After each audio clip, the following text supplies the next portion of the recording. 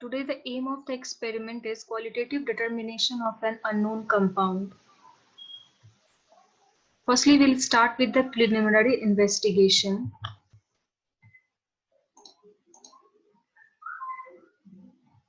That first, we will see the physical appearance and color. As you can see, the compound is white crystalline solid. So we will write into observation it is a white solid powder. It can be an hydrocarbon, aldehyde, ketone, ester, etc. We'll see the odor. So odor is odorless. It indicates the absence of nitrobenzene, benzaldehyde, lower aliphatic acids, aromatic hydrocarbons, etc. We will see the solubility characteristics as the preliminary investigation. What we will do, we will take three test tubes. One contains the cold water first, then 5% HCl and 5% NaOH in three different test tubes. We will add 0.5 gram of the solid and shake it for some time, and then we'll see what is the result. If we saw that the compound is soluble in cold hot water, 5% HCl and 5% NaOH. What it indicates? It indicates the presence of carbohydrates, polyhydric alcohols, lower alcohols, acids, aldehydes, ketones, amines, etc. We'll check the acidic or basic nature. It tells us about the pH value of the compound. So what we will do, we'll take the sample and we'll dissolve simply into the water and put a drop on the blue litmus as well as red litmus. What inference we get? There is no change in in the color of the red litmus as well as blue litmus. The compound is neutral. Now moving to the next preliminary investigation, we'll check the aromaticity and the aliphaticity of the compound. What we will do, we will take a compound in the nickel spatula and directly will heat over the flame. What we see that the charring of the compound is there and no sooty flame. It indicates the compound is aliphatic. Now we'll do the nitration test for aromatic and aliphatic determination. What we will do, we will take a test tube and we'll add 1 ml of HNO3 and 1 ml of H2SO4 and will directly heat. Then then in a separate container or beaker, we'll put some water and pour the mixture that is in the test tube into the beaker. If the compound, if the beaker water turns yellow, then it is aromatic. Since the beaker color has not changed, it is aliphatic. So we concluded that the compound is an aliphatic compound. We'll see now the saturation or unsaturation. The saturation is single bonded C and C. Unsaturation means in the compound C double bond C should be there. We'll take the compound in a test tube and we'll put 2 drops of bromine water and we will shake it for some time. The color of the bromine has not discharged. What it shows that if the compound is saturated, it has no double bond. We have another test, that is Bayer's reagent test for saturation and unsaturation. In the same way, we'll take a test tube, we'll take the compound and we'll put 2 drops of Bayer's reagent. Bayer's reagent is actually what? Alkaline potassium permanganate. We will again shake it for some time and we'll observe that the color of the mixture has changed or not changed. What we are seeing that the pink color has not discharged. Pink color is because of the potassium permanganate. What do we conclude? We conclude that the compound is a saturated compound.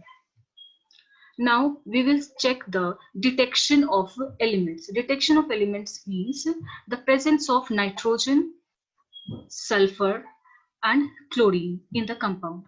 What we do, see, in a fusion tube, we first take the sodium metal and we directly heat it over the flame till the fusion tube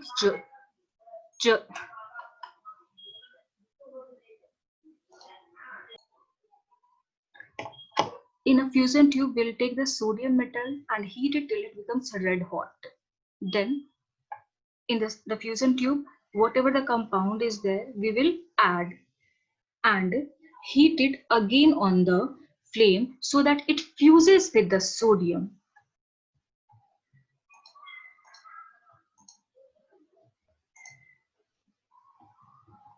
It fuses with the sodium.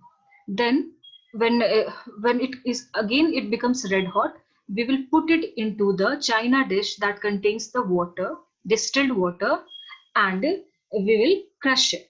Then what we will do, we will directly take it the china dish and heat it over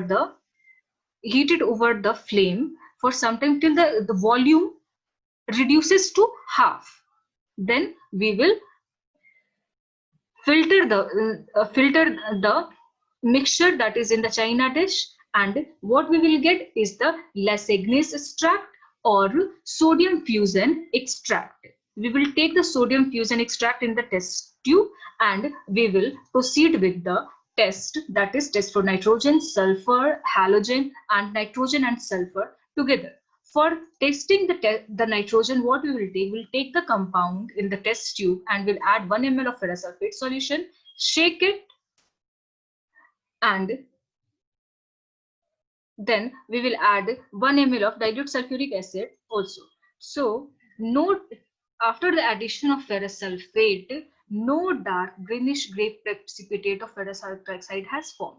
What we will do, in the same test tube, we'll add 1 ml of dilute sulfuric acid and heat it. There is no formation of Prussian blue precipitate. Since there is no formation of Prussian blue precipitate, the nitrogen is absent. This is the inference. Then moving to the test for sulfur. What we will do, we will take the sodium fusion extract and we will add 3 drops of freshly prepared sodium tetrachloride solution. We'll shake it. We will see that there is no appearance of any brilliant purple color. Now we have another test for sulfur in which we will be adding dilute acetic acid and lead acetate and we will heat it. If there is a formation of black precipitate, it shows the presence of sulfur. Here we are seeing that there is no black precipitation has formed, so we'll conclude the sulfur is absent in the compound. Now we will test the presence of halogen. What we will do, we will take the compound in the test tube and we'll add 1 ml of dilute nitric acid and 1 ml of silver nitrate solution. We'll shake it. If the compound turns white or yellow precipitate, then we'll conclude that the chlorine is present, but here no white or yellow precipitate has formed, so absence of chlorine. We will now test the nitrogen and sulfur together, like thiourea. We have, so what we will do, we will take a test tube. In that we'll take the compound, we'll add 2 ml of dilute HCl and 1 ml of perchloride solution. We'll shake it. If red color formation takes place, the nitrogen and sulfur is present together. If not, then nitrogen and sulfur both are absent in the compound. Now we'll see what is the effect when we add concentrated H2SO4 to the compound. We'll take the compound and we'll add 1 ml of H2SO4. If the blackening with effervescence is observed, this is a particular reaction shown by the carbohydrates, monosaccharides, disaccharides, that blackening, the whole solution turns black because it's a concentrated acid. So this is observed mostly with the sugar type of compound. So with this test, we conclude that it is it can be a carbohydrate, but which carbohydrate it is, we have to see it later. Now we'll see the test with neutral FeCl3 solution. We will take FeCl3 solution into the test tube that is containing the compound. We'll shake it. If purple color forms, it shows phenolic group. If not, then absence of phenolic group. So these were the preliminary investigations that we have to do to decide what can be and what cannot be.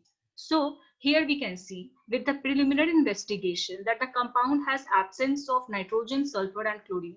So the compound cannot be a nitro compound, urea, thiourea, amines, amides, cyanides or hydrocarbon.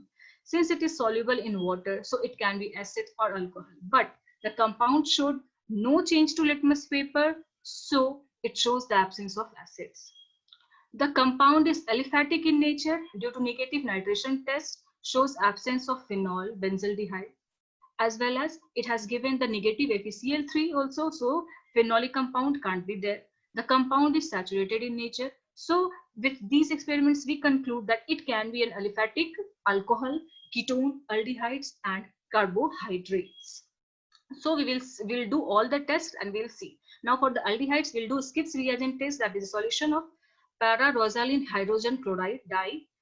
We'll take the Skipp's reagent into the compound that we have taken in the test tube.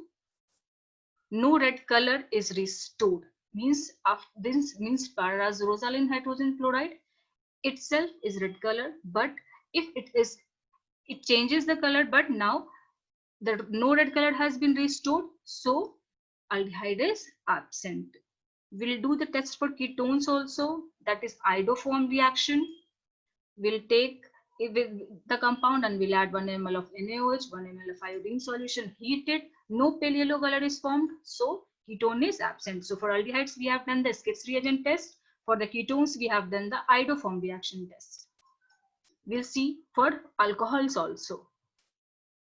Steric ammonium nitrate reagent, we'll take 1 ml of sample, 1 ml of reagent.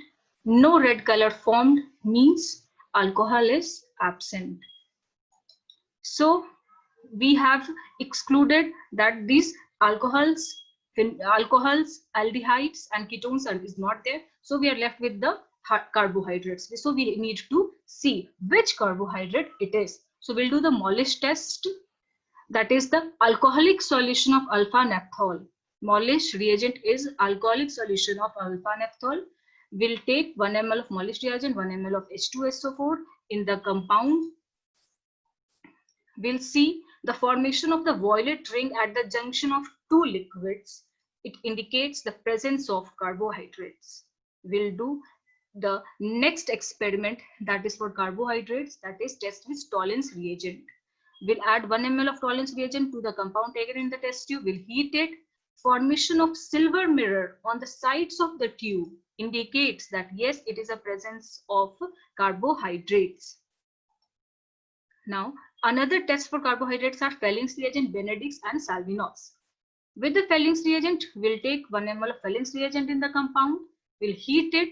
Formation of red precipitate has been done. So it indicates presence of a reducing sugar. Then Benedict's test. We'll take 1 ml of water, 5 ml of Benedict's reagent in the test tube with the compound, heat it. Again, the formation of a red precipitate is there. It also shows the presence of a reducing sugar. Now, the Salvinoff's test. We'll take 1 ml of Salvinoff's reagent. Sorry for the mistake that I have written 1 ml of Fellings reagent. And then the 3 drops of vaginal solution in the test tube, heat it. No formation of red color. It indicates that the compound can be sucrose or lactose. So with this demonstration, we can see how we proceed to check the presence of a particular functional group in the given unknown compound. It can be anything. So it can be anything. So we need to perform so many preliminary investigation, detection of elements, and then the functional group analysis.